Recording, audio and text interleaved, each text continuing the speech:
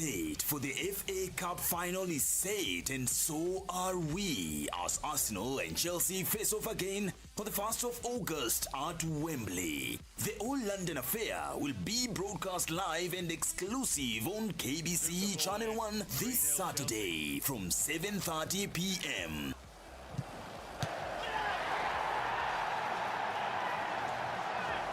Cesar Azpilicueta again for Giroud. Oh, and it's found a way through. Heads up.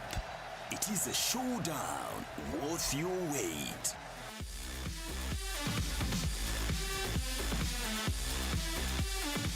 This weekend on KBC Channel 1. Kwa sababu yeye ana pesa, amekuja kuwanyanyasa nyinyi. Jambo hilo litalisimamia mpaka dakika ya mwisho. Safari hii ndio mwisho. Mimi mwenyewe nitafanya mambo yangu, nimtengeze ende rehab moja kwa moja. Mama ndo nguzo. Bila mama hakuna nchi, bila mama hakuna boma. Wa mama hoye! Nani atanilinda mimi? Dad, maanishi nikifungua ofisi yangu sitafanya kazi zako. Sasa hizi tutafanya nini? Wajua wakati wa siasa, Suleiman. Kila mmoja atakuja hapa saa hizi, alafu tumepelewa juzi. We love doing most. Magical Kenya. The magic awaits. As Kenyans, we don't waste a chance to perform. When we moved from analog to digital, we took the opportunity to share our talanta.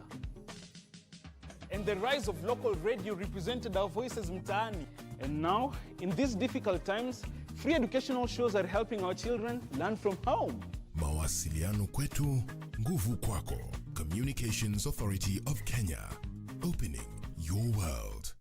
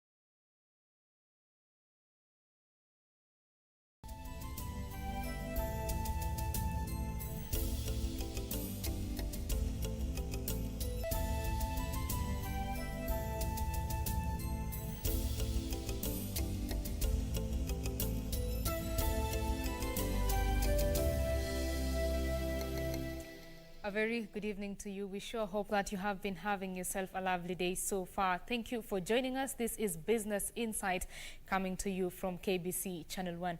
Well, 788 persons tested positive in the past 24 hours for COVID-19 as concerns grow over the death of people without pre-existing conditions.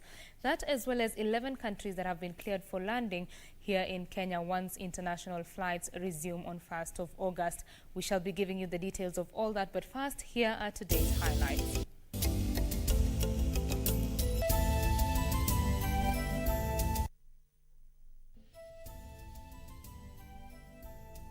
Today we report 788 people who have tested positive following the testing of 5,521 samples. Pandemic ravages nation, calls for proper nutrition and prevention as COVID-19 cases in the country nears the 20,000 mark.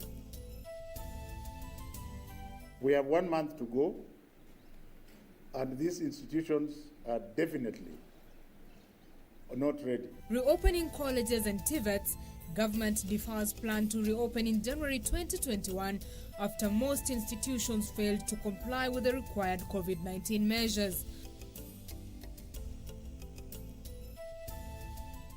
All arriving passengers on international flights with a PCR-based COVID-19 negative certificate whose body temperature is not above 37.5 degrees Celsius and do not have a persistent cough, difficulty in breathing, or other flu-like symptoms and have been tested 96 hours before travel shall be exempt from quarantine. And cleared for landing, government gives the green light for travelers from 11 countries to arrive in Kenya ahead of the resumption of international flights on the 1st of August.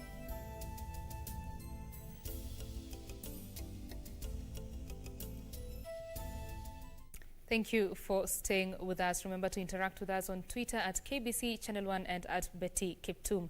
Lensa Odingo is my colleague on the sign language interpretation, and I'm Betty Kiptum. Let's begin the broadcast.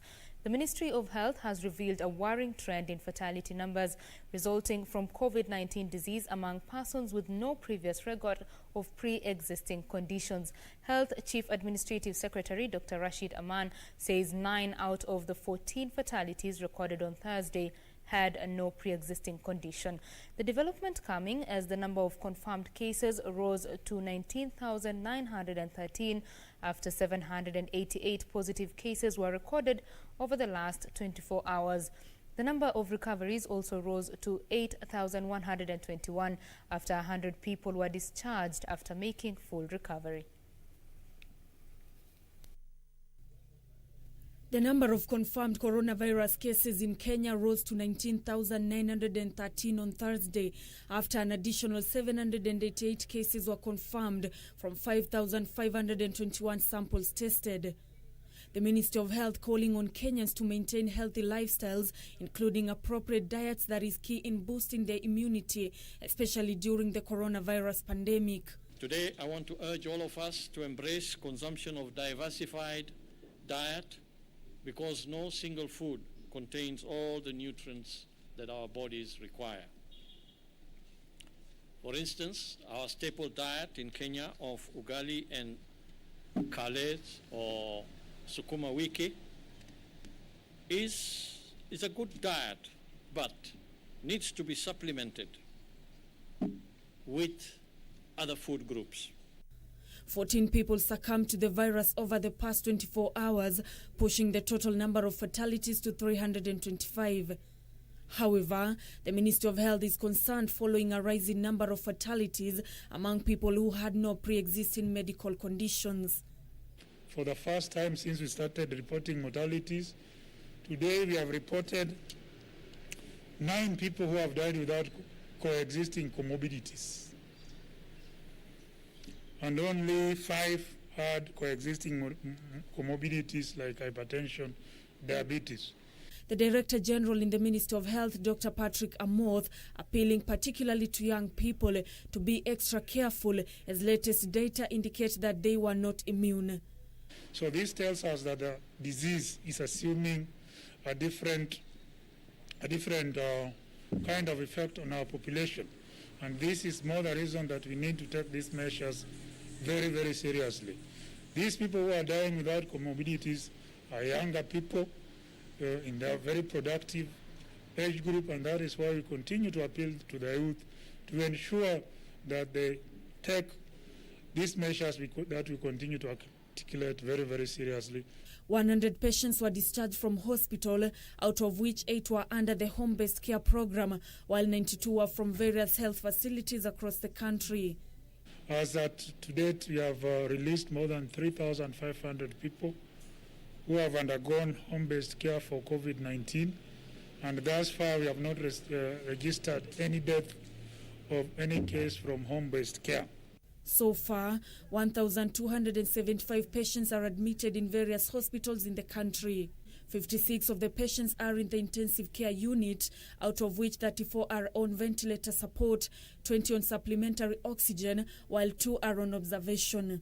In terms of the distribution per county, Nairobi had 487, out of which Lang'ata accounted for 58 cases, Westlands 50, Dagoretti North 42, and Embakasi East 39. Kiambu had 86 cases, Nakuru recording 34 cases, Kajiado 26, Mombasa 25, Machakos 21, while Busia reported 20 cases. Nancy Okware, Channel 1 News. Now, Deputy President William Ruto has implored on Kenyans to adhere to COVID-19 containment measures, saying the fight against COVID-19 will only be won if Kenyans take personal responsibility. The call coming as the government expressed concern over failure by a section of public servants to comply to COVID-19 guidelines, something that has left them exposed to the virus. In the fold.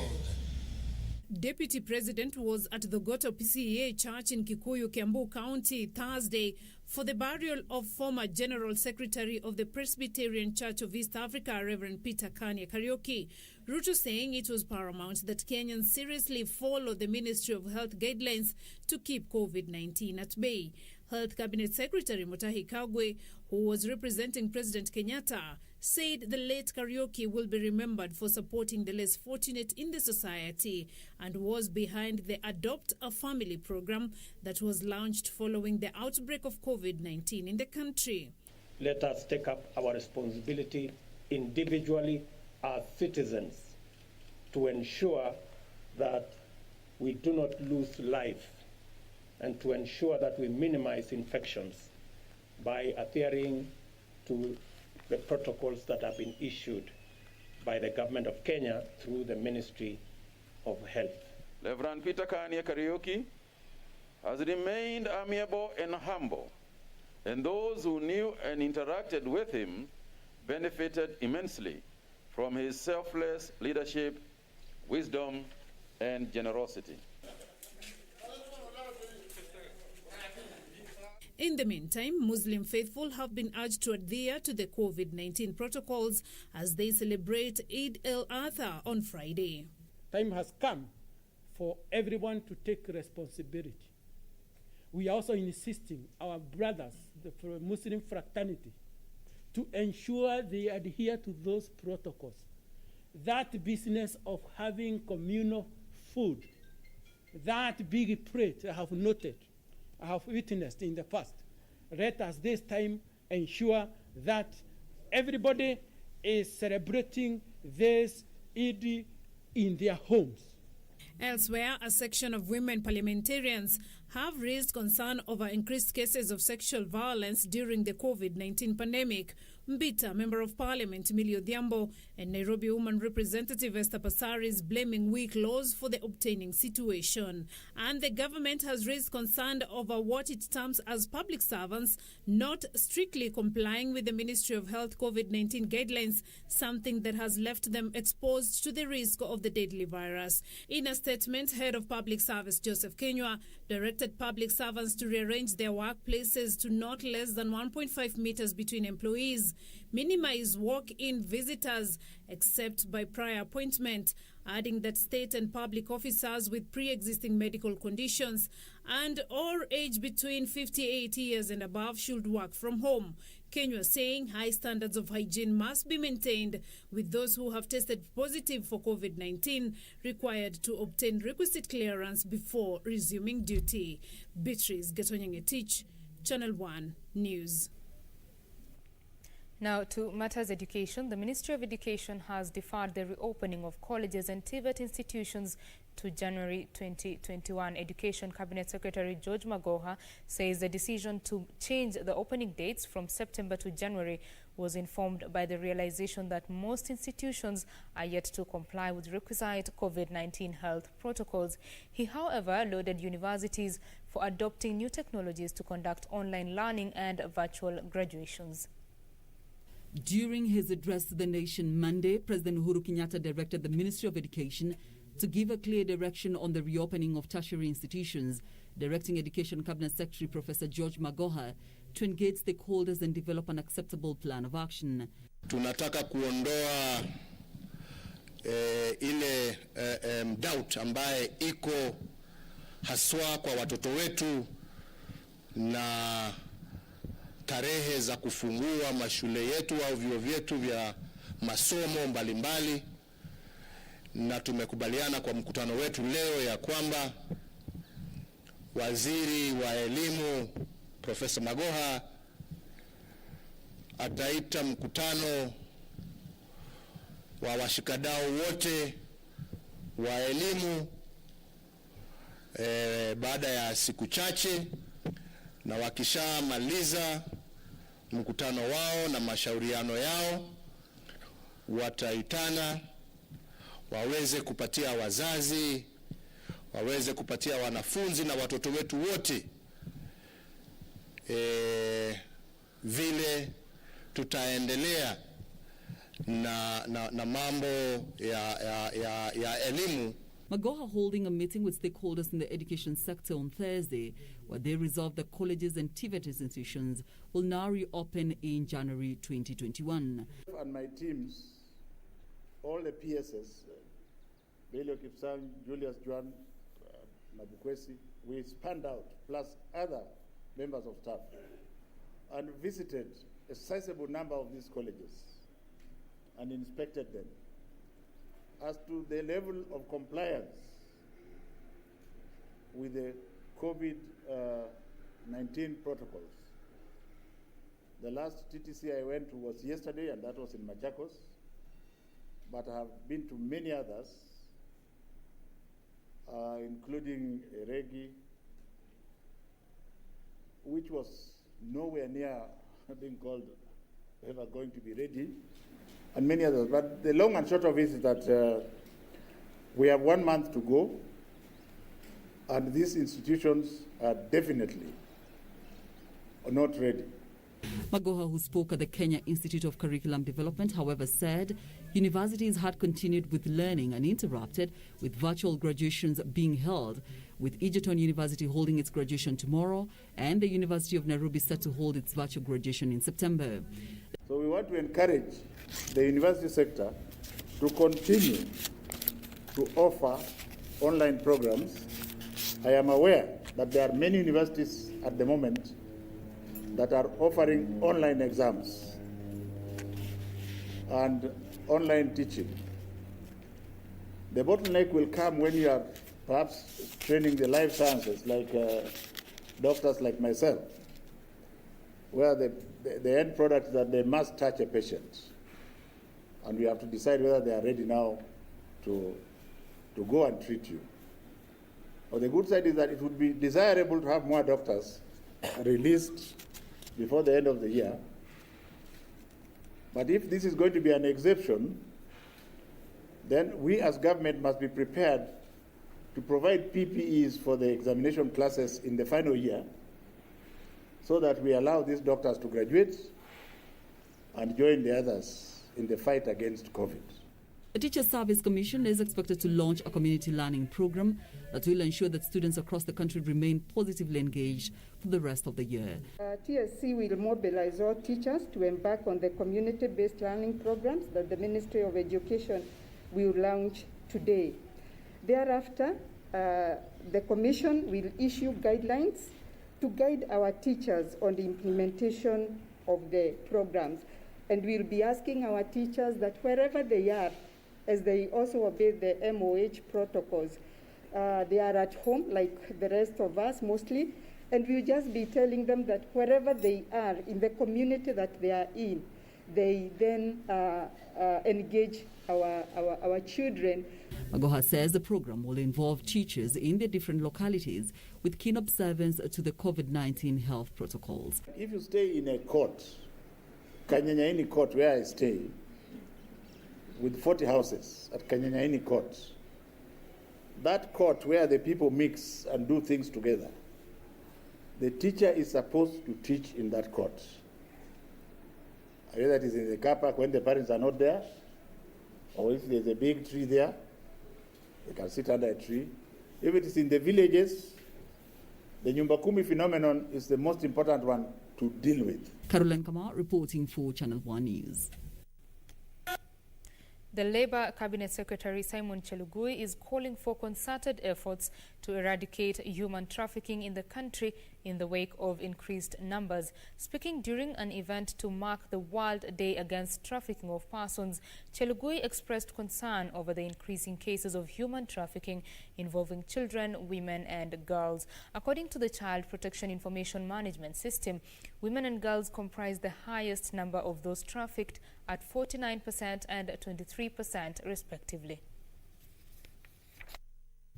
This year's World Day Against Trafficking in Persons, which was marked virtually in strict adherence to the COVID-19 precautionary measures, provided a platform to rate the progress made in eradicating human trafficking.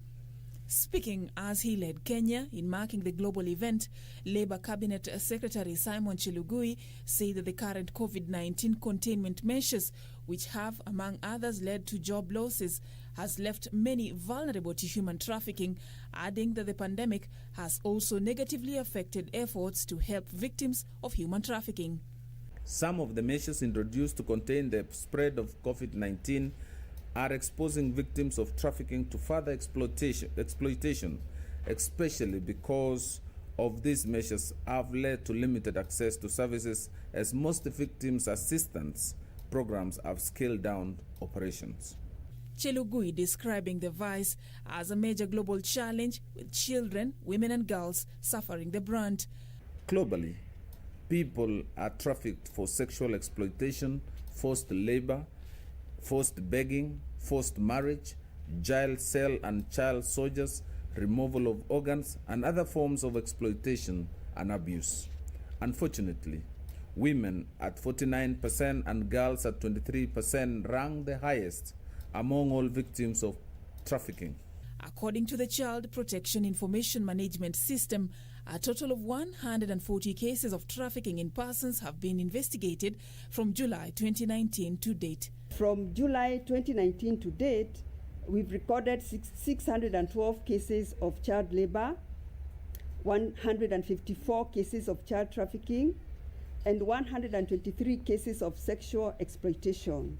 Today was the fourth time Kenya was joining in the global event under the theme, Committed to the Cause, Working on the Front Line to End Human Trafficking. Chelugui using the platform to express his confidence in the ongoing efforts to eradicate human trafficking.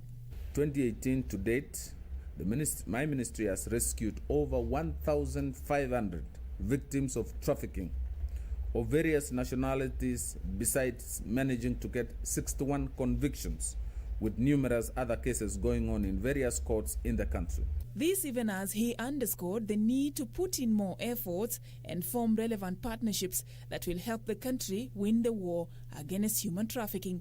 In the year 2020 report, Kenya has been ranked in Tier 2, meaning that though we have done a lot to counter trafficking in persons, we still have pending issues to deal with, and we are hopeful that U.S. government, through its embassy in Kenya, will continue collaborating with us in this endeavor.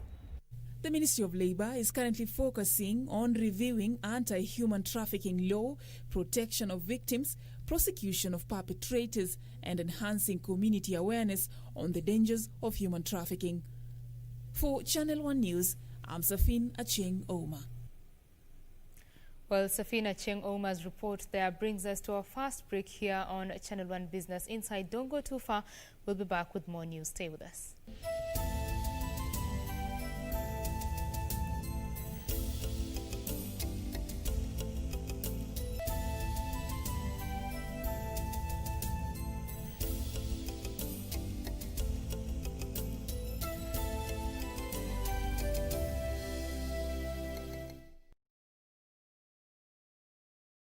When the world changed, it made us go back to the simple joys and love the little things even more, like serving up your best, eating together, and sharing more. Now, we'll take nothing for granted and always remember to taste the simple joys.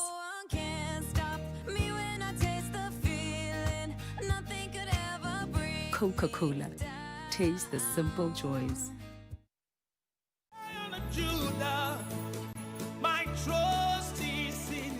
Jumapili hii kwenye runinga ya KBC, ungana naye Askofu Michael Wanderi wa kanisa la Christian Foundation Fellowship Kiambu kuanzia saa 1 hadi saa 2 asubuhi. Ningetaka nikwambie, our Jehovah God, because the Bible says he is the same yesterday, today and forevermore. He is able to take you to a place of abundance. He is able to take you to Rehoboth in the name of Jesus Christ. Kipindi ni neno la neema, ukiletewa naye Askofu Michael Wanderi wa kanisa la Christian Foundation Fellowship Kiambu.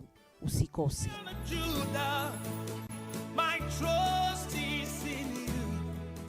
On the next episode of Corner. I know you don't understand what's happening between Mommy and I, but it has nothing to do with you. Asking Abasi for a personal loan, perhaps? I would rather burn that gym down to the ground. I like him. A lot. Follow your heart. Siendi? Wanini? I'm not part of that circle. It's a fool's dream, son. You will never be good enough for her. Chiachilie. Unafikiria Tiwanjala anakaa kwa nyumba tu hivi? Ana enjoy. Koros. Changing room. Right now.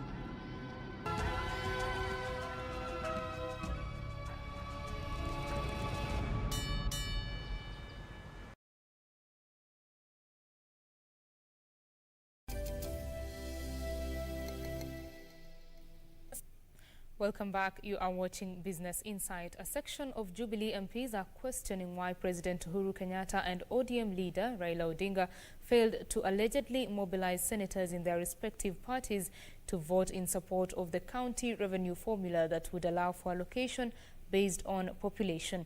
Their accusations come as Nakuru Governor Lee Kinyanjui called on the Senate to expedite the Equalization Fund bill in order to cushion counties that may lose out on the proposed third-generation revenue-sharing formula. A section of Jubilee MPs from Central Kenya allied to Deputy President William Ruto attended the burial of Wairimu Kihoro, grandmother to Kiharu MP Ndindi Nyoro in Murang'a County. It is here that the debate on the county allocation revenue formula took center stage.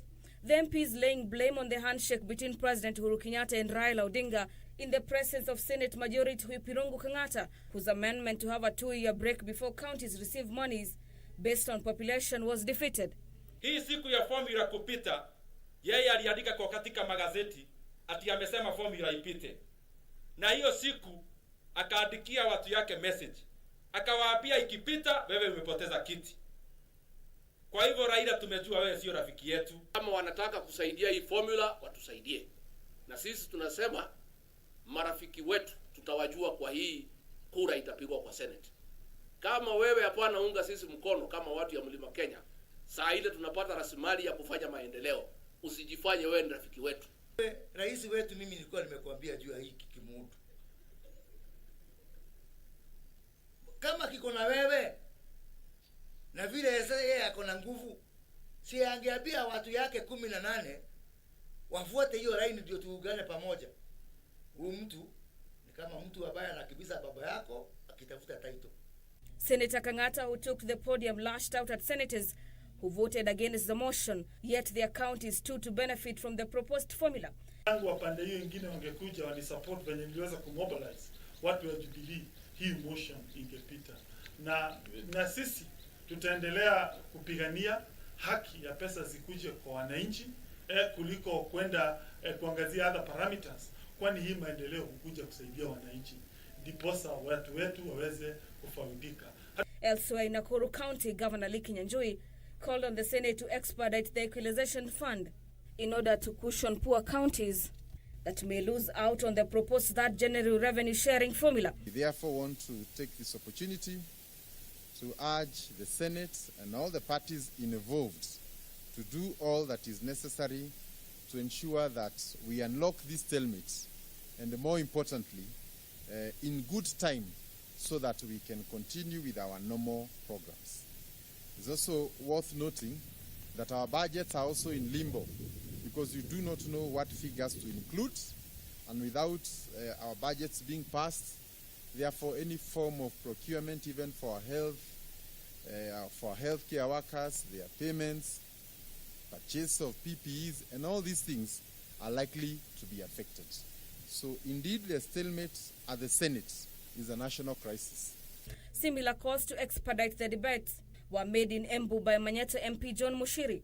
An issue where I think both leaders, and especially His Excellency the President Uhuru and Raila Odinga, wangeketi chini, waite both troops, waketi chini, waangalie, wasimwachie Kang'ata kazi kubwa, ili anapambana nayo huko. He has started climbing walls now. Ajui ni asubuhi ama ni jioni. At Parliament buildings, a section of MPs from the Coast region accused the ODM party of betrayal after senators allied to the party okayed the division of revenue formula that was defeated on Tuesday in a heated afternoon Senate session. The MPs claimed senators purporting to support the coast region went against the expectation and voted in support of the disputed third generation revenue sharing formula. Tumekuwa sana sisi na tumesupport sana sisi chama cha ODM. Na tunataka kusema bila uoga ya kwamba katika wakati huu ambao tunawahitaji sana wale wenzetu, lakini juzi walituonesha ya kwamba hawatuhitaji tena. Kwa hivyo Waswahili wanasema nyege na nyege ni kunyegezana.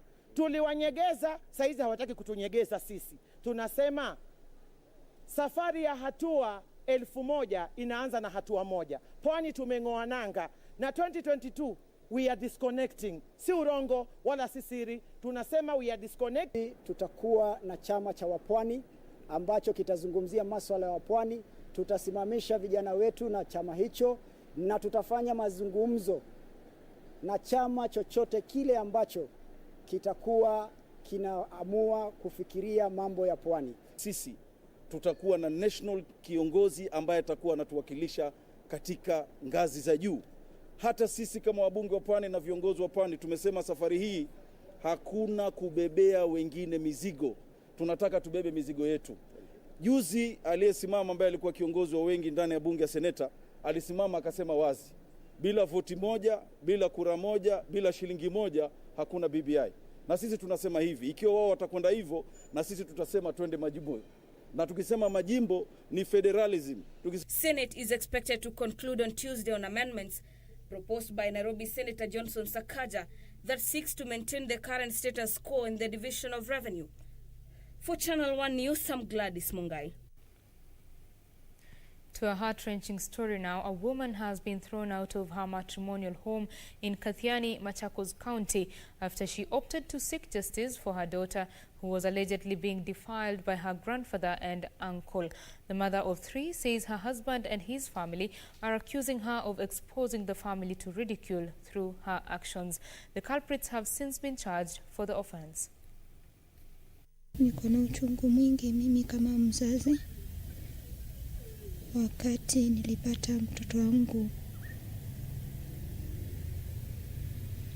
ana mistreataniwa pale nyumbani, nilichukua action ya kwenda polisi, na jana jioni wenye walikuwa wanafanya hizo vitendo waliarestiwa. The emotions in her voice tell of a mother in pain. Her daughter has silently been suffering in the hands of her 70-year-old grandfather and 20-year-old uncle. She was first defiled in 2016. On the fateful day, she was home alone with her elder sister, while her parents had ventured out to acre living. Her grandfather would allegedly approach her after sending her sister to the shops to buy sweets, defiling her repeatedly. Babi yangu akaniuliza, nataka kudungwa pale.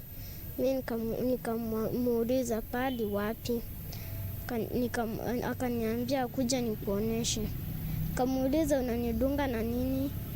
Kaniambia kuja nikuoneshe wewe, achana na maneno mengi. Mimi nikaenda kwa nyumba kwake, akanitoa suruali na akaniambia nilale kwa kitanda yake. The woman says she has realized her daughter has lately been withdrawn, and on inquiring what was wrong, she revealed what has been happening to her.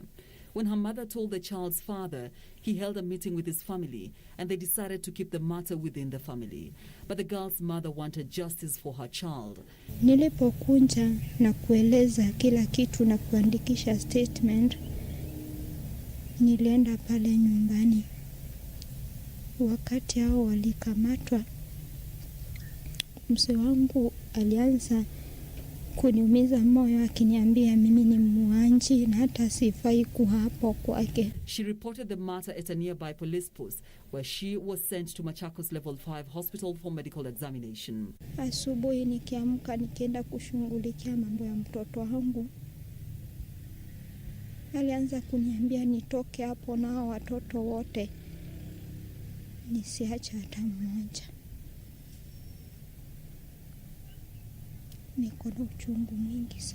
The matter has now been taken over by the Children's Department and the girl has been rescued. The two James Moya, who is the grandfather, and Mutinda Moya, who is the victim's uncle, were arraigned before Machakos Senior Resident Magistrate Brenda Bator on Thursday and charged with incest, inappropriate touching of a minor, and defilement. Caroline Kamar reporting for Channel 1 News. Quite an unfortunate turn of events. There are now family, friends and relatives gathered at Tongaren in Bungoma County for the burial ceremony of long-serving journalist Rose Welimo Wafula. Welimo, a journalist at Kenya Broadcasting Corporation, died last week on Monday after a long battle with cancer. She was eulogized as a resourceful, diligent and passionate employee who was quick to assist and mentor young journalists.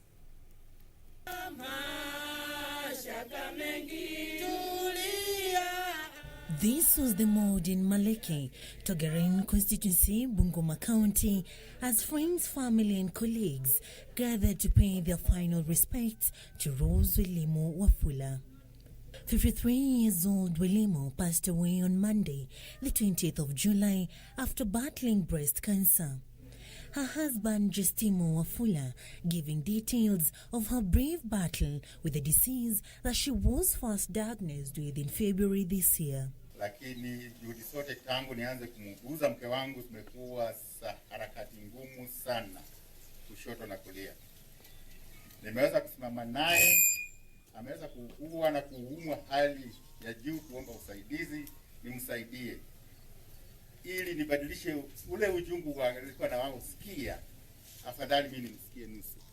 Lakini nilijaribu. Her children describing her as a loving mother who was a go-getter and worked hard to prepare them for the future.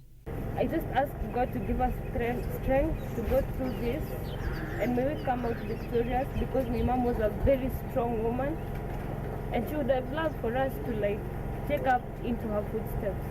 And I believe we will not fail her. Dad, I need you to be strong, and we shall walk through this together, and it shall be well, because Mom is our guardian angel right now, and she's watching over us. In a message from the Kenya Broadcasting Corporation, Managing Director Naim Bilal, delivered by Chief News Editor Kennedy Osir, he described her as a team player who was held in high regard by her colleagues and a member of staff whose skills will be missed at the workplace. As a senior in media profession, Rose mentored many without discrimination and treated everyone with the same courtesy and respect regardless of age. This is indeed a very sad occasion for the KBC fraternity. We have lost an exemplary staff member, but we also know that you have also lost a loving mother, aunt, sister and friend. Our thoughts at this moment are with all of you. Welimo was serving as an online editor at the time of her death, having joined KBC in 1994. She passed away a day before she was to resume her chemotherapy sessions, having been discharged from hospital to recuperate at home after showing signs of improvement. She leaves behind a husband and 5 children. For Channel 1 News, I'm Serafina Roby. May Rose Welimo's soul rest in peace. Now, those seeking services at the Milimani Law Courts were taken aback Thursday after they turned up only to find the courts closed for business. Normal operations at the Milimani Law Courts were suspended for 2 weeks after a number of staff allegedly exhibited COVID-19-like symptoms and directed to self-quarantine. On Thursday morning at the Milimani Law Courts, it was business as usual for a facility that is always a beehive of activities. Only security personnel and a team that has been deployed to fumigate the premises were present. The Judiciary forced to suspend operations at the court after a number of staff exhibited COVID-19-like symptoms, with those affected directed to self-quarantine. For those who had turned up for services, it was a disappointment, having traveled for kilometers for the hearing of their cases. Nimeshtuka tukuta kumefungwa, nimeshindwa nitaanzia wapi. Maana sikuwa na habari na nimetumia fare. Naona kama ningejua singekuja, ningepumzika tu nyumbani baada ya kutumia hiyo fare yangu. Umetoka wapi? Nimetoka Bahati. I was told to come back today Then in my office, we are trying to file some papers like summons for conversion in family division.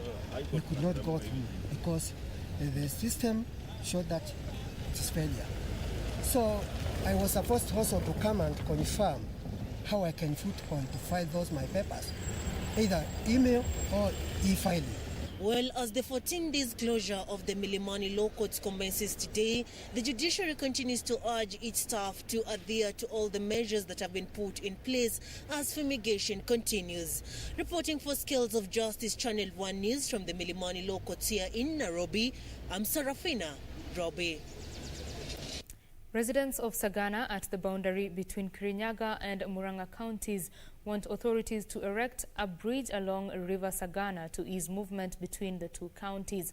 The calls coming just days after a father and his two sons drowned as they attempted to cross at a swollen River Sagana using a canoe.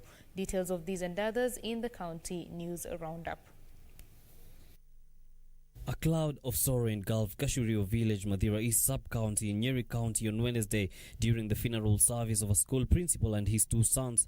45-year-old Stephen Weru, who was the deputy principal at Karemaini Secondary School in Murang'a County, and his two sons, Collins Njenga, aged 17 years, and Elvis Maina, aged 11 years, perished together in a canoe accident on Tuesday as they were trying to access their farm using a canoe. Tumepoteza mtu mzuri mwenye alikuwa ametusaidia sana kwa kanisa, na tunaomba Mungu awaraze pema peponi, halafu aendelee kushikilia familia yao. Elsewhere, security has been beefed up at Olposimoro area in Narok North following fresh attacks that left 4 people dead and several others injured. Narok County Commissioner Samuel Kimiti, who toured the region, cautioning politicians against inciting locals, even as he urged them to embrace dialogue in resolving disputes. Wamekuwa wamesuguana kupitia kwa mambo ya wizi wa ng'ombe. Tumepata mambo ya mashamba pia, na kupitia kwa hizo shida na hata tumeelezwa mambo ya siasa kidogo kidogo, na kupitia hiyo shughuli hiyo mambo ya shida hizo nimesema, wakaanza kupigana huko kwa msitu wa Mau. This, even as security agents operating in the area came under attack from a section of leaders from the Maasai community of allegedly using excessive force to quell the skirmishes. Usisikie sauti ile mbaya, sikia yangu. Mimi tuongea hivi mpaka Yesu anipate tu. Amani usiku, amani mchana, amani asubuhi. And police in Isiolo have intensified the search for a man who was found growing bang within a rental plot in Kulamawe in the outskirts of Isiolo town. Acting on a tip-off, Isiolo County Commissioner Harman Shambi led police officers in an operation to uproot the illegal crops growing among kales in a rental plot. The caretaker, only identified as Kathurima, jumping off the perimeter wall to escape from the law enforcers. Watoto sasa hiyo wakiwa kunyumbani kwa sababu ya mambo ya corona, kumekuwa na tetesi kwamba wanafanya majaribio ya mambo mengi kama madawa ya kulevya kwa sababu ya kuwa idle. Kwa hivyo wazazi na watu wa Kenya kwa ujumla na watu wa Isiolo lazima tuwe macho sana kuhakikisha kwamba mambo kama haya tunaangamiza kabla hayajaangamiza watoto wetu. In the meantime, bar owners and operators from Kikuyu and Limuru areas are calling on President Uhuru Kenyatta to form a multi-agency committee that will bring on board all stakeholders in the industry, saying they risk losing millions following the closure of their businesses. Hata kama tunaunga rais mkono, kuna yale mambo kadha wa kadha ambayo tungedhania ama tungefikiria ilikuwa muhimu sana kujadiliwa kabla ya kufungiwa biashara zetu bila hata ilani. Tungemwomba rais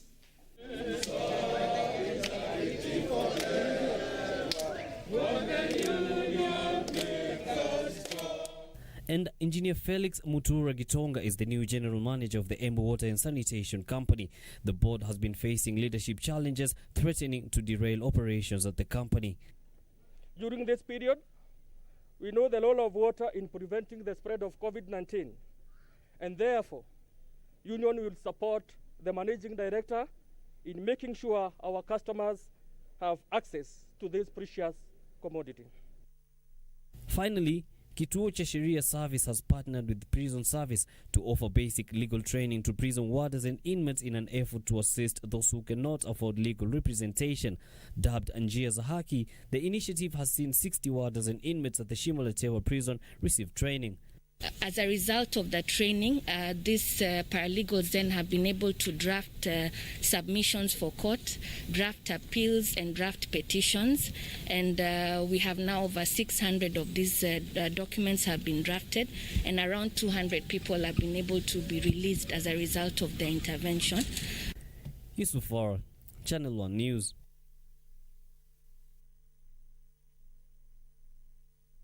Cast a shadow over every aspect of this year's Hajj pilgrimage, which has seen the Saudi government scale back the important annual event. Last year, the pilgrimage attracted 2.5 million Muslims from across the world to Mount Arafat, where President Muhammad is believed to have delivered his final sermon nearly 1,400 years ago. Nearly 17.2 million people around the world have been diagnosed with the new coronavirus. The Saudi government has not released a final figure on the number of Hajj pilgrims this year, but estimates the number of those taking part to be between 1,000 to 10,000. Pilgrims are traveling in small groups of 20, following strict guidelines around social distancing, and have undergone tests for the COVID-19 disease and were in quarantine before the Hajj. Meanwhile, the coronavirus seems to be accelerating in countries across the world, with Australia the latest to announce a record number of daily cases at 723. The world's two worst affected countries, the United States and Brazil, have also reported new highs for coronavirus deaths and cases. In the U.S., the death toll has surpassed 153,000, with Florida, California and Texas among a number of states reporting record daily fatalities. Brazil Health Ministry confirmed a record of 1,595 daily deaths, despite President Jair Bolsonaro saying a ban on foreign travelers to the country will be lifted. India, which has the third highest number of infections globally, behind the United States and Brazil, has reported more than 50,000 daily coronavirus cases for the first time. And Indonesia's capital, Jakarta, extended for the third time its transitional restrictions to curb the coronavirus, meaning schools will remain closed while restaurants and public transportation will operate at limited capacity to August 13. Elsewhere, Hong Kong reversed a day-old ban on restaurants serving dine-in customers, introduced to control the spread of coronavirus following widespread public anger. Nearly 17.2 million people around the world have been diagnosed with the new coronavirus. Some 10.7 million patients have recovered, and more than 671,000 have died, according to data from Johns Hopkins University. For Channel 1 News, I am Emily K. Badi. We now take our second break here on Business Insight. When we come back, the business news. Stay with us.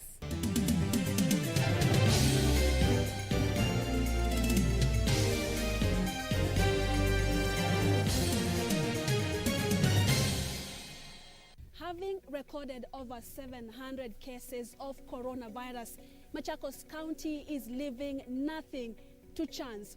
The county government has already achieved the 300 isolation bed capacity. However, devolved units face the litmus test of controlling the spread of coronavirus. Join me, Purity Museo, this Sunday at 9 p.m. on our weekly segment, Family Matters, as we engage Machakos County Governor Dr. Alfred Mutua on how his administration is adopting to the new normal, only on KBC Channel.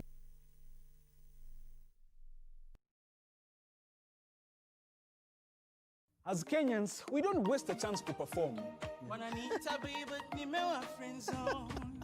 When we moved from analog to digital, we took the opportunity to share our talanta.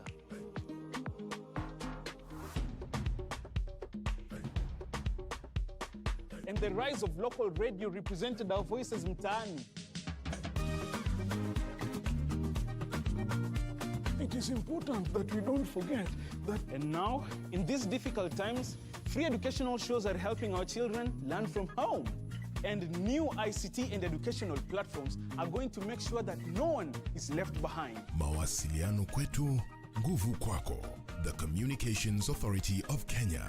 Opening your world. You may be in the pit. You do not see how you could get out. But the good news is that you do not have to get by yourself. The Most High God is about to lift you out. He's about to turn the medical report. He's about to free you. He's about to open new doors, bringing new opportunities, new relationships. Kupata The Pit, bonyeza star 811 star 967 hash. Bonyeza star 811 star 967 hash.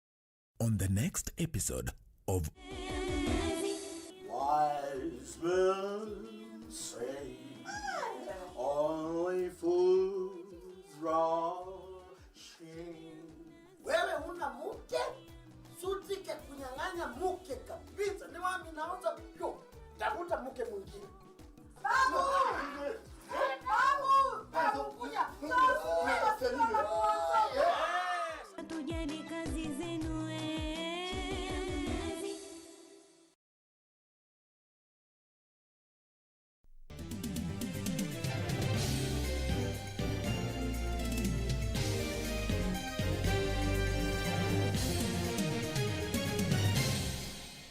Let's do business now. The Transport Ministry has cleared 11 countries for resumption of international flights to Kenya, scheduled for 1st of August. While making the announcement Thursday, Transport Cabinet Secretary James Macharia said passengers from the selected countries will be exempted from the mandatory quarantine if they test for COVID-19 96 hours before travel and exhibit no symptoms of the virus. As Kenya prepares to resume international flights, the government has crafted a raft of measures that will guide air travel operations. According to Transport Cabinet Secretary James Macharia, the 11 countries have exhibited mild or limited community transmissions, or they have declining cases. Among the countries cleared includes China, South Korea, Japan, Canada, Zimbabwe, Ethiopia, Switzerland, Rwanda, Uganda, Namibia, and Morocco.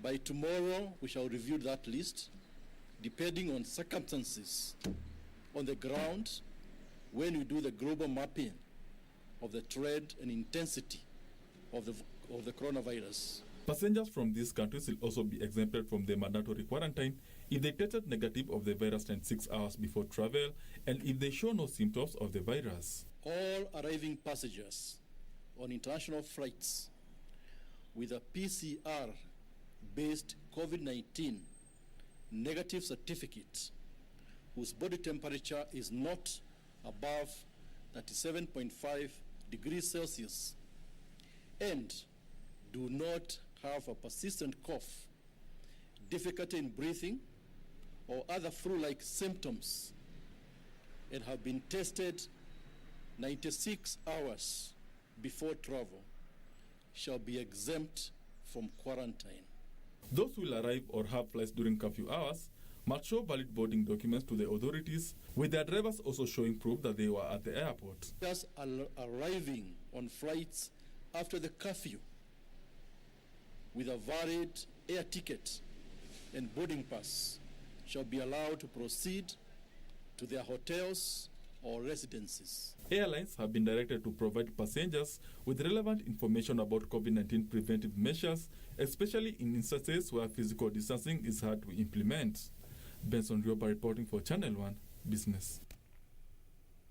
Now, Central Bank says the much-delayed credit guarantee scheme will be launched early next month, more than a year since the idea was floated by the National Treasury.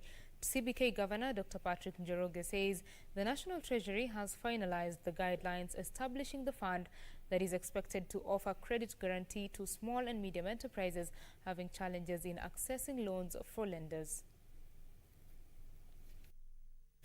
Despite their huge contribution to the country's wealth, small and medium enterprises face significant challenges in securing credit from lenders due to their perceived high-risk profile. In April this year, the Central Bank of Kenya warned that 7 out of 10 SMEs were facing imminent collapse due to cash flow challenges occasioned by the COVID-19 pandemic. During his COVID briefing, President Uhuru Kenyatta announced the launch of a 3 billion shilling seed capital for the SME Credit Guarantee Scheme to provide affordable credit to small and micro enterprises. We hope, we expect to be put in place very shortly. We are not talking weeks, we are probably talking days in terms of when this will be put in place. So all these factors Also, the optimism that the increase in optimism, the more optimistic scenario or more optimistic outlook by economic agents in the country, all that will lead to lending, increased bank lending. However, the National Treasury is yet to launch operational guidelines, putting many businesses on the line of collapse. CBK Governor Dr. Patrick Njoroge says the guidelines are expected to be published early next month by the National Treasury. The scheme will help potential borrowers who cannot secure bank loans by offering to repay the loans in case of a default. We do expect the credit to return also because of the measures that we have put in place, right? So the restructuring, by the way, part of that may involve additional lending, particularly when the recovery begins to take place, quote-unquote, post-COVID period. The scheme has been successful in India, where it helps SMEs access credit on the simpler terms and at a low interest rates. The CBK governor has further allayed fears on the performance of the Kenyan shilling, which has lost close to 7% of its value to the dollar. Njoroge says the weakening of the shilling has been occasioned by the high dollar demand due to a surge in the import bill. O'Brien came in for Business Insight. Moving on, Safaricom board member Michael Joseph has been elevated to chair the board of the listed telco, effective from next month, to replace Nicholas Nganga, who is retiring from the position he has held since January 2007. Michael Joseph has been charged with improving customer sentiment and bolstering the telco's digital transformation agenda. This was announced during the firm's AGM that was held online to comply with the COVID-19 recommendations by the government. Michael Joseph, who has held various positions in Safaricom, including CEO, board member, and acting CEO, has been named the chairman of the board of directors. Joseph, who has served as a non-executive board member since September 2008, replaces Nicholas Nganga, who is retiring after serving in that position since January 2007. As I said during our full year's results investment briefing, we are very pleased with our performance, which outperformed our EBIT guidance. Service revenue increased 4.8%, driven by a sustained customer acquisition, a return to double-digit mobile data growth, and continued M-Pesa and fixed data growth. Nganga is credited with the oversight of rapid network development and expansion. As work from home becomes the new normal, this is a shift that we should be able to support effortlessly. We have a responsibility to keep the country connected and going. We remain steadfast in delivering our strategy, growing shareholders' wealth as we pursue our purpose of transforming lives. We are keen to see our regulators and all concerned stakeholders adopt a more consultative approach to concerns within the industry in order to arrive at a more considered outcome for the benefit of all. This makes it a double change for the telco, whose new CEO, Peter Ndegwa, took over in April this year. This is my first AGM, coming within the first 100 days of being CEO. To echo what the chairman has said, indeed, if there was a time for humanity to work together, to find solutions, it is now. As a company, the pandemic called on us to step in and to support the country during this period. Joseph has been charged with a mandate of, among others, improving customer sentiment, greater brand consideration, and bolstering digital transformation agenda. Now, the changes were made during the firm's annual general meeting that was held virtually in light of the prevailing circumstances brought about by the COVID-19 pandemic. The proceedings were streamed live via a link to shareholders who had registered to participate. Shareholders approved a dividend payout of 1 shilling and 40 cents per share that would be paid in a month. Regina Manyara reporting for Channel 1 Business. The Office of the Auditor General should prioritize auditing of dams to help put account To help put to account relevant public officers and contractors, legislators debating a committee report on the state of the dams said despite most contractors receiving huge payments, construction works were still behind schedule, which is a threat to the country's food security. The government had planned to spend 300 billion shillings for irrigation projects, with a large amount of the money financing construction of mega dams. However, members of the National Assembly are questioning commitment for those charged with construction of the dams, noting that most of them are behind schedule. Various dams, projects, financial commitment, and been done before acquisition of the project land. This led to the delays in the implementation of the projects and huge costs in idle time and equipment, Mr. Speaker. While debating the State of Dams report by the Environment and Natural Resources Committee, MPs said foreign borrowing were making dams expensive and less viable in the long run, urging the government to finance the projects through the exchequer. A multi-purpose dam in Egypt cost around 6 billion in comparison with the same in Kenya, which serves as a single source over 30 billions. MPs warned that the country's food security is at risk since the dams are essential in growing food production. Dams are critical infrastructure in development and management of water resources. It enables water supply, it's necessary for flood control, for irrigation, for navigation, for water quality, for sediment control, production of clean energy, among others. The legislators backed the proposal to create a Directorate of Dams Engineering, noting that such an office would ensure proper planning and monitoring for such projects. Benson Rioba reporting for Channel 1 Business. The battle for premium television customers has intensified with the launch of LG NanoCell 8K resolution television in the market about a year after Samsung Electronics unveiled its 8K model. LG Electronics Eastern Africa content manager William Kamore says the NanoCell set offers advanced artificial intelligence, customizing picture and sound quality to the viewer. Even as electronic companies ponder over what to do with the gadgets unveiled during the Consumer Electronics Show held in January in California due to COVID-19, some companies have opted to unveil their inventions to the market. LG Electronics is one such firm which has unveiled the NanoCell 8K resolution television set in the Kenyan market, becoming the second firm to unveil the model a year after the launch of a similar resolution TV by Samsung Electronics. For what it means in a Kenyan market, it means our consumers are getting future-proof TVs, meaning whichever content you will get, the TV can be able to display in near 4K and 8K quality. The firm says it has enhanced the smart AI function in the NanoCell television, making it very user-friendly to the customer.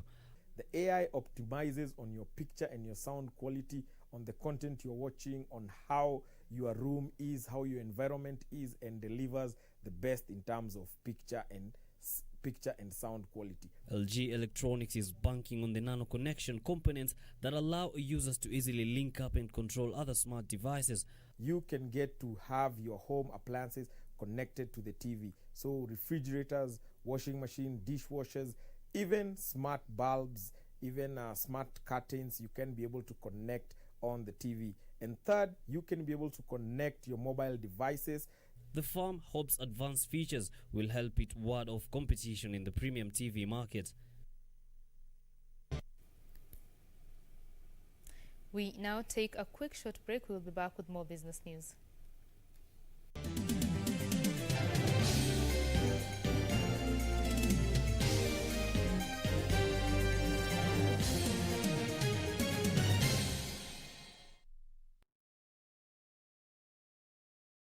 To read their Bible daily, they become wiser and they become stronger than the people who don't read their Bibles.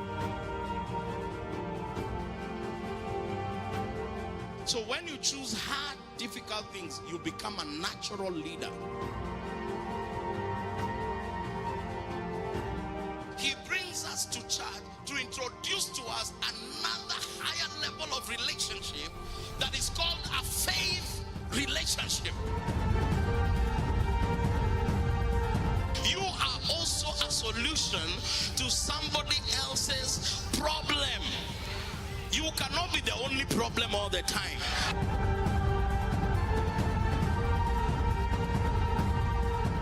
Join Pastor Jimmy Masharia on The Master's Touch this Sunday from 8 a.m.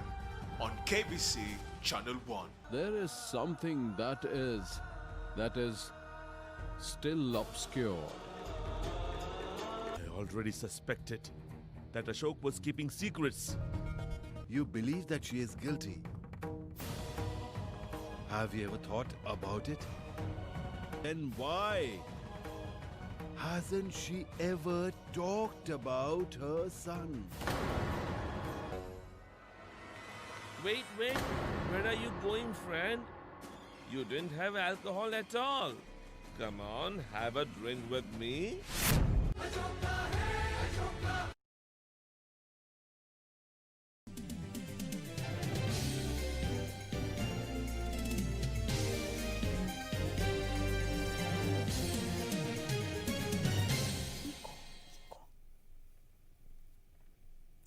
Welcome back. You are watching Business Insight. Now, we would like to take you to an interview where our reporter Regina Manyara spoke with the Kenya Civil Aviation Authority CEO and just brings us the insights on what the aviation sector is set to expect as it comes back to life starting on 1st of August. Let's take a look. Now, the demand from passengers is constantly the demand from passengers is constantly changing and forcing the aviation industry to adapt to new processes, work processes, as well as technologies. In this current time, the issue of COVID-19 is what globally the aviation industry is trying to tackle. How then is Kenya's local aviation industry adapting to the current changes, especially in light of this pandemic?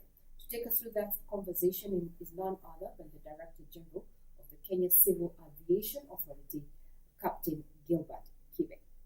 Thank you for your time, sir. You're welcome, Regina. In light of this pandemic, how is the aviation industry, reinventing itself? Okay. Globally, everybody has been affected by the COVID-19 pandemic in a very serious and negative way. But most hit is our sector, the aviation sector, where we've had traffic drop of 94% since the pandemic began.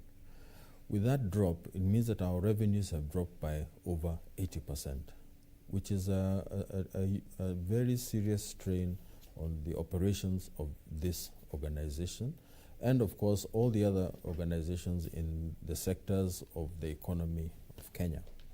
And so then, therefore, we've had to come up with ways of finding out how do we get into a sustainable form of operation. One of the ways is to look for new revenue streams. And we are fortunate to have a new revenue stream in the use of drones, which was recently introduced into the country. And we are also getting additional revenue from high altitude balloons, which are being used for relaying mobile and data to mobile networks around the country.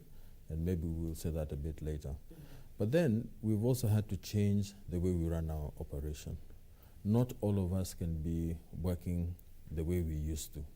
So with the protocols that have been brought out, which are very simple, wash your hands, wear a mask, and practice physical distance. We're no longer calling it social distance. Has proved to be a challenge. So certain parts of our organization, we've had to reduce the number of people who are working at the same time. Talking about the industry reinventing itself, we have some local airlines that are now planning to venture into cargo business. One of them is Jambo Jet, and also it also plans to increase its flight route to include different destinations. We want to know what is the update in regard to Jambo Jet and just airlines reinventing themselves during this COVID-19 situation. Right, because passenger flights had stopped, many operators turned to cargo because globally cargo has never been has been exempted from that rule. So what many airlines have done, the ones who don't have cargo aeroplanes, they were able to get and convince us through the manufacture of those aeroplanes how they can fly cargo safely in a passenger configured aeroplane. So many airlines have done that. Kenya Airways, Jambo Jet have also done that. And even some of the other airlines in Kenya, they have done the conversion that is required and approved by the manufacturer so that you can fly cargo in the cabin where there's seats normally. So it is true, because there was a sudden upsurge in cargo traffic. And that cargo was mainly medical supplies being flown around all over the world, from China, the US, and everything. Now, before you give us more detail in regard to that matter, we want to understand then, from your standpoint as a regulator, the Kenya Civil Aviation Authority, what are you doing in your capacity to just, support the retaking up to the skies of both domestic and international flights? When we had to suspend all flying, and that is KCA, we are the ones who suspended all flying into Kenya, both domestically and internationally. We have had to assist aviators in certain ways. For people who are licensed by us, like pilots, engineers, and cabin crew, air traffic controllers, etc., we require, under normal circumstances, an annual renewal of a license. Now, that annual renewal requires a medical certificate, a medical check, and also a certain number of hours or period of time that you should have been in operation in a given period over 1 year. And then so we find that many people were coming towards the expiry of their licenses, but they were not able to go for a medical renewal, because even the doctors, aviation medical examiners, were not seeing any patients in the early part of the pandemic. So we had to give some kind of an extension to the validity of a license. So we extended pilots and engineers and those sort of licensed personnel. We give them an extension of 45 days on the validity of their license. And when that period comes to an end, we would give another 45 days. So we're able to extend in stages of 45 days, 45 days. Now, the people who are holders of certificates, like air operating certificates or air service licenses, I'm talking about the operators in aviation, we also had to give them a dispensation. That dispensation meant an extension of the validity of their license or their certificate.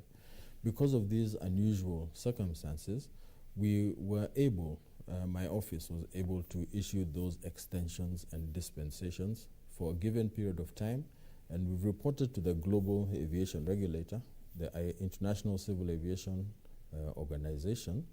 We have told them what we have done, because it's important that they know the steps that each partner state of members of ICAO have done in order to ease the burden of what is happening in the aviation sector today.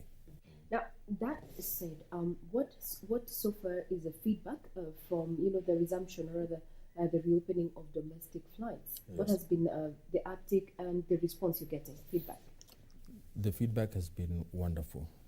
All the operators who have begun their operations are happy. They are now able to generate revenue.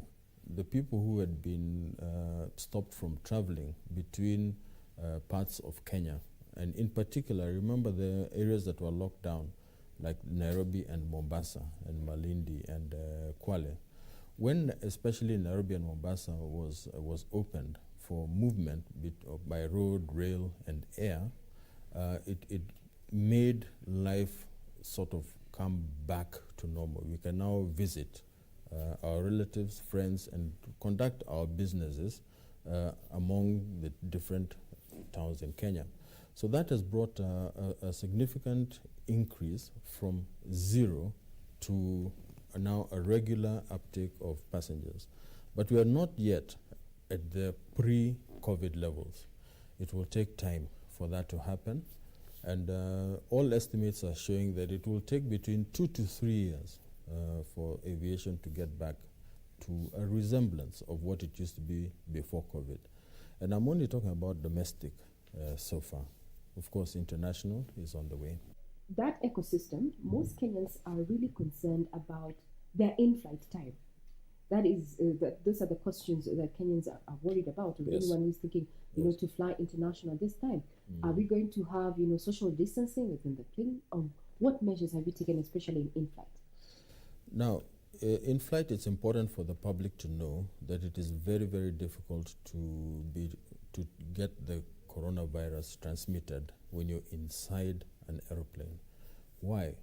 The environmental control system inside an aeroplane works in a manner that makes it nearly impossible for you and I to breathe the same air, even though we are sitting next to each other. So that even if you cough or sneeze, the way the flow of air is directed is pretty much downward. And then we have a filtration system inside that airplane known as a high efficiency particulate filter, a HEPA filter. Now that filter filters out 99.9% of all viruses and bacteria that are known to man. So the possibility of getting corona inside an airplane is nearly zero. We can never be 100% sure. But remember, you're also wearing a mask inside an airplane. You've also sanitized yourselves. So it is not practical to have social distancing in an airplane. Then what happens to these passengers who might be flying and are positive? The government has said that any international arrival, each person must be COVID negative. So you have to come with a certificate that is recognized that you are a negative person for coronavirus. So that is one major step that the airline has done. Now, but it may not be possible to control that 100% because maybe you could have captured, if you got your results like 3 days before, maybe the day before you went somewhere where you may have captured the virus. That is why we are saying in our protocols, we are assuming and we know that some people will be positive. But then we are saying that we have put measures in place that will protect you from being infected by that person through the various means that we've done. And the simple thing is, wash your hands, wear a face mask, practice social or physical distance where it is possible, in an airport lounge, whatever. But inside an airplane, you can't. But then, in case somebody gets symptoms on board an airplane, we have, in the protocol it says that a certain number of seats have to be left empty. So in a 100-seater, you can get like 3 seats are left empty. In a 300-seater, maybe 6 seats are left empty, so that if somebody starts developing symptoms, you move that person to that empty seat to be isolated from other people. And of course, the crew will have to report that there is somebody with these symptoms, and so that when they land, the person is immediately taken care of by the port health officials. Now, Gigi, what options is Kenya looking at in as far as, unmanned aircraft system, traffic management systems are concerned? Okay. In March, 30th of March this year, the Civil Aviation Unmanned Aircraft System regulations came into force. So today, it is legal to operate drones in this country, but under the terms and conditions under those regulations. So we also did a public participation exercise on that one, and it is going well. And now the document is with our Cabinet Secretary for Transport, ready to promulgate those charges and put them into force. Now, so UAS, Unmanned Aircraft System, is what we call a drone. But you mentioned UAS Traffic Management System, a UTM. Now, that one is a system that is able to know the whereabouts of each drone that is flying around in our country. That is a project that we as KCA are planning to procure. So we're going around the whole world to see what UTM systems there are available that would be suitable for Kenya, because we do want to know where every drone is, the ones that we license to operate. So far, and let's talk about the drones. How many persons, companies, or individuals have so far, expressed interest to use this drone technology? Then further on, with this system that you're looking at, you just unmanned, or rather, how then will it affect the issue of security? What impact will it have in as far as security is concerned within the aviation industry? We have had hundreds of applications from individuals, organizations, corporates, research organizations, the whole scope of drone operations. People have applied. And so some have already received our authorizations, permits to fly, but we are still going through the process. The first thing we want to do is to register everybody that has a drone in this country. As you know, there are many drones that are operating in this country, and they all came in before the regulations were out. So in a way, they're operating illegally. So we want to know who are these people who have drones, and we have them registered so that we can keep in touch with them. Now, in terms of security, our regulations are very, very clear on how we shall handle the issue of security and privacy of persons, and there are the mitigations that can be done in case of a security threat, and there are the fines and or imprisonment that will be meted out on anybody who breaks the law in terms of a security nature. So that is covered in our regulations. Mm-hmm. Now, further on, talking about policy, what is Kenya's state of preparedness in view of the Universal Security Audit Program? Yes, the USAP, Universal Security Audit Program, is an ICAO program. I'm happy you know about it. Now, we are pretty much prepared. We were going to be audited by ICAO for that USAP in May of this year. But because of COVID, it was postponed until next year. So we don't have the date of when that will be, but I can say that we were very well prepared. In our last audit in 2015, we received a score of 88% of effective implementation of universal security regulations.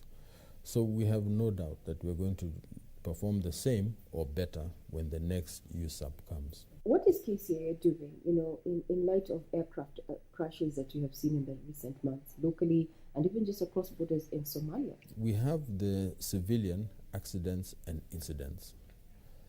Now, those are investigated by the Air Accident Investigation Department, which is under the Ministry of Transport. KCAA is not an aircraft incident or accident investigator. We have the government department that does that. So I think people mistakenly think that we're involved in investigation of aircraft accidents. No, we are not. Then there's so I'm talking about the civilian accidents, the ones that happen here and even the ones that happen outside of the country. So recently there were 2 incidents in Somalia. Those accidents, our Air Accident Investigation Department went to Somalia and joined the Somalia Air Accident Investigation Department to do their investigation on those accidents and incidents that are there.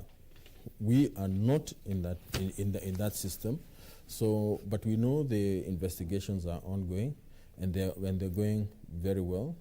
So we shall know pretty much soon what the verdict is. Do we have, the appropriate cybersecurity measures within the aviation industry, to act as a buffer in the event of these cybersecurity attacks that you've seen? Airports are still dealing with that, especially, yes, in different parts of the world. Yes, all aviation organizations have a cybersecurity program for preventing acts of what we call unlawful interference. So we too at KCA, we have an entire team that is dealing with the threats of cybersecurity. So we have our ICT people and a group of others who have formed a committee that deals and tackles with issues of cybersecurity. so that even in the systems that we buy for our organization, we ensure that there's a package that takes care of the issue of cybersecurity. But not only that, we also have a risk management program as the organization, and there's a committee that is dealing with the risk management, so that we look at the risk profile of KCA, and it reports. We have committees at every station that we have in the country, 8 committees. We look into the risks that have been identified there and how we can mitigate those sort of risks. Cybersecurity is a standing agenda item in the meetings that they have. And then they bring the reports to headquarters, to a committee that I chair, so that we are kept up to speed with what is happening. So not just cybersecurity, but even in areas of corruption, risk management. I think we have committees that also report to my office. Going forward into the future, what are your projections for the industry in the, at least in the next 6 months, the half year of 2020, in light of these current developments? The next half year will demonstrate to us the direction that the aviation industry is going, not only domestically, but also regionally and globally. So it is important so that by the time Christmas comes, December, January, we will know pretty much how far we have gotten to in the recovery program and how much time we expect it will take to get to pre-COVID levels. So it will be an interesting period to watch. So we've had nearly 15 days of the resumption of domestic services, and we have seen improvements, because from nothing we are back to somewhere. On the 1st of August going forward, we're seeing the resumption of international scheduled services. You've seen yesterday there was a notice by various airlines, British Airways, Emirates, Air France, KLM, all those who all want to come back, and from the 1st of August, which when you look at it, it says a lot about Kenya. Why would those airlines want to come back to Kenya? And they're very enthusiastic about it. It means that Nairobi, for even those global carriers, is a very major hub in Africa. I would even venture to say that Nairobi is the most important hub in all of Africa, and I'm happy to say that. It means that our location is strategic. The value that we bring to those international carriers is very high, and it is a central area that you can use to go to other parts of Africa. So we will know in the next 6 months where we will be. We'll have studied domestic and international so that we can predict where we're going to go.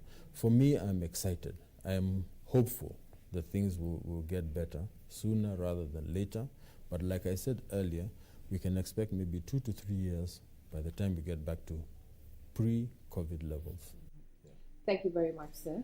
There you have it. We have been having a conversation here with none other than the Director General of KCAA, the Kenya Civil Aviation Authority, which is the aviation industry regulator, Captain Gilbert Kibe, exuding a lot of optimism in as far as the local aviation industry, that says the next 6 months are going to be very crucial for this industry post-COVID. I'm Regina Manyara. You're watching KBC Channel 1 Business.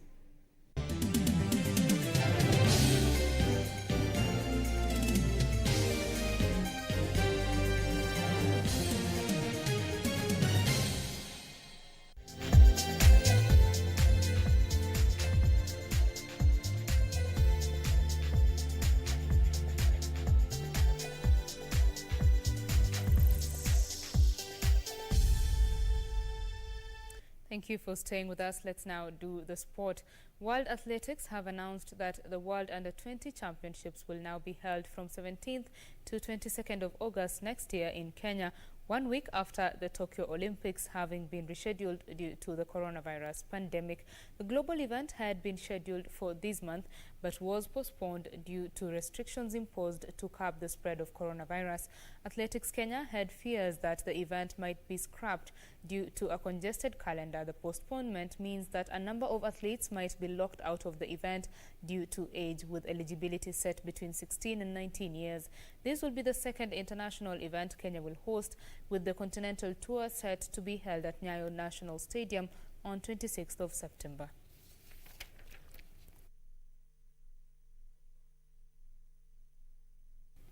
Further afield, the winners of Saturday's FA Cup final between Arsenal and Chelsea will collect the trophy on the Wembley pitch without a presentation party to minimize the risk of spreading coronavirus.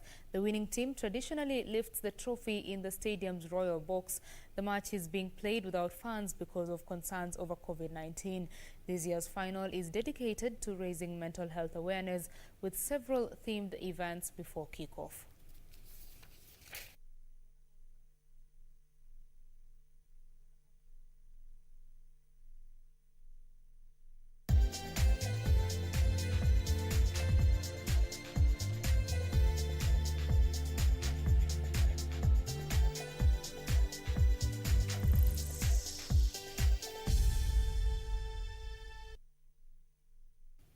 Well, that is where we put a cap on Business Insight this evening. Many thanks for joining us, for tweeting on Twitter as well as on Facebook, for just sharing your views with us. My name is Betty Kiptum. Lensa Odingo has been our sign language interpreter. Thanks to you for watching. Have yourself a good night. Bye-bye.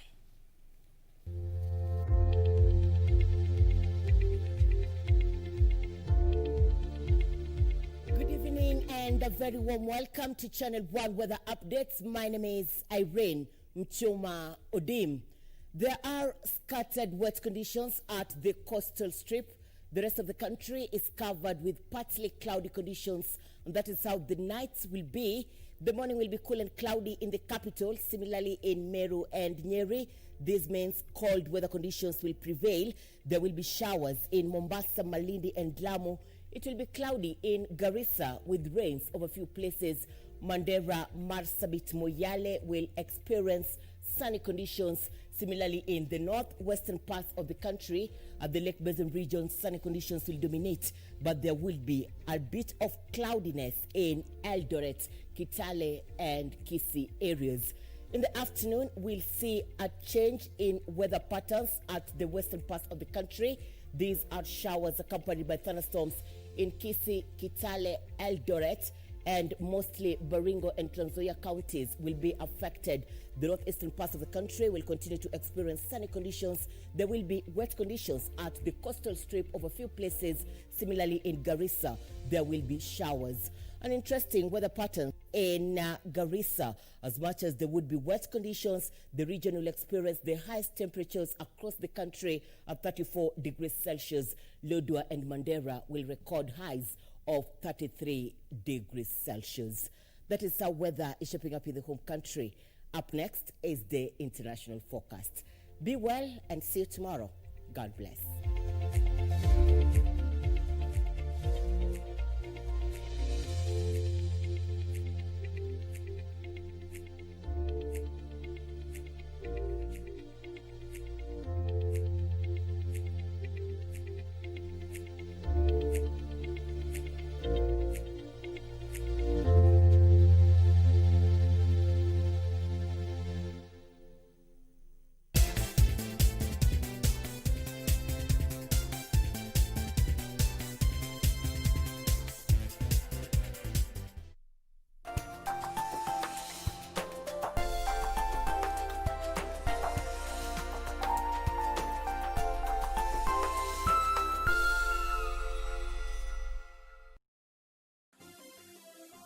Vera Beauty College.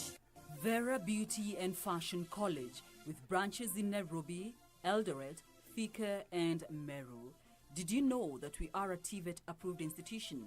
We offer courses in fashion design, interior design and soft furnishing, event decoration, flower arrangement, event planning, hairdressing, barbering and dreadlocks, beauty therapy, makeup, nail technology, spa massages, teaching skills, TOT, solo business management, and many more. Register now and visit our website on www.verabeautycollege.com.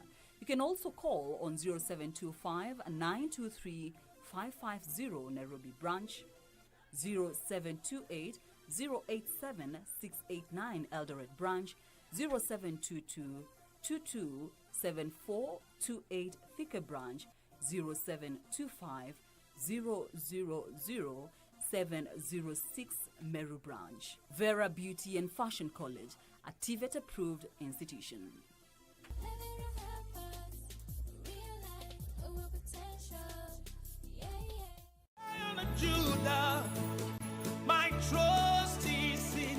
Jumapili hii kwenye runinga ya KBC, ungana naye Askofu Michael Wanderi wa kanisa la Christian Foundation Fellowship Kiambu kuanzia saa 1 hadi saa 2 asubuhi. Ningetaka nikwambie, our Jehovah God, because the Bible says he is the same yesterday, today and forevermore. He is able to take you to a place of abundance. He is able to take you to Rehoboth in the name of Jesus Christ. Kipindi ni neno la neema, ukiletewa naye Askofu Michael Wanderi wa kanisa la Christian Foundation Fellowship Kiambu.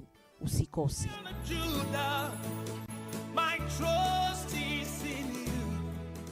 This weekend on KBC Channel 1. Kwa sababu yeye ana pesa, amekuja kuwanyanyasa nyinyi. Jambo hilo nitalisimamia mpaka dakika ya mwisho. Safari hii ndio mwisho. Mimi mwenyewe nitafanya mambo yangu, nimtengeze ende rehab moja kwa moja. Mama ndo nguzo. Bila mama hakuna nchi, bila mama hakuna boma. Wamama hoye! Nani atanilinda mimi? Dad, maanishi nikifungua ofisi yangu sitafanya kazi zako. Sasa hizi tutafanya nini? Wajua wakati wa siasa, Suleiman. Kila mmoja atakuja hapa saa hizi, alafu tumepelewa juzi.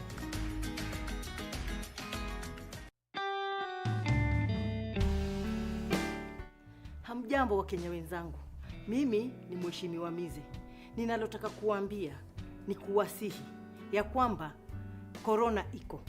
Na ili tupigane nayo na tuishinde, ukitoka nje, ukifika kule nje, kuna hata maji yamewekwa nje na serikali. Unanawa mikono kwa maji na sabuni. Na maji yenyewe yawe ni yale ya kutiririka. Pale unaponawa, unaangalia usafi wako wa mikono, unaosha huku nje ya viganja, unasugua katikati ya vidole, pia huku kwenye kucha, manake uchafu wajifiche huku kwenye kucha. Uoshe, kisha sunza na maji yanayotiririka. Maji yakimwaika, kusema kweli tutashinda. Tuzingatie na tutii sheria. Korona tunaishinda na baadaye maisha yatarudi kama kawaida wa Kenya.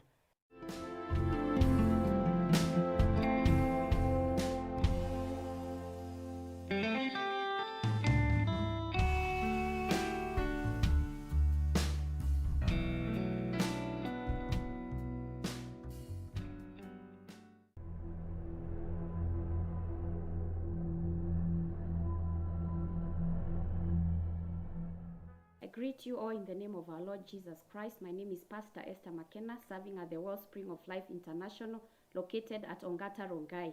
It's a privilege and honor to share God's word this day with you. My word of encouragement this day is from the book of Nehemiah, chapter 4, verse 14. And it says, "After I looked things over, I stood up and said to the nobles, the officials, and the rest of the people, don't be afraid of them. Remember the Lord who is great and awesome, and fight for your families, your sons and your daughters, your wives and your home." This is a message when Nehemiah faced a lot of opposition when they were rebuilding the wall of Jerusalem. When they were halfway, the enemies of the Jews came to them, discouraging them on the rebuilding. They did not want them to rebuild the wall, so they brought discouragement. But when they saw that the Jews were not discouraged, they decided to attack them. And when they brought the attack, now Nehemiah had to stand up and tell and to stand up and encourage the people not to detect the discouragement from the enemies. And the three things I would want us to look at this morning to encourage us. The first thing he told them, don't be afraid. So my message of encouragement this day is that don't be afraid. Yes, the enemy may be there, the enemy may attack, but the Lord is reminding us this day, don't be afraid. The other thing that he told them is remember the Lord, who is great and awesome. So I want to encourage us this day that let us remember the Lord our God, who is great and awesome. He has fought for us many other battles, and even this one he will fight for us. Let's remember his work. Let us remember what he has done before for us. The other thing I would want to encourage us with this morning is that let us fight. Let us fight off that discouragement. Yes, the COVID-19 has brought with it many difficult situations. We have lost our jobs. We have lost our businesses. But this morning, we are reminded to fight. God is asking us, let us not give up. Let us fight off that fear. Let us fight off that discouragement for the sake of our children, for the sake of our households, for the sake of our brothers and sisters. Let us fight. Let us not give up. Let us not be afraid. Let us remember our Lord, who is great and awesome, and you will see us through this season. Amen. Let us pray. Father, we want to thank you for this day. Thank you, Jehovah.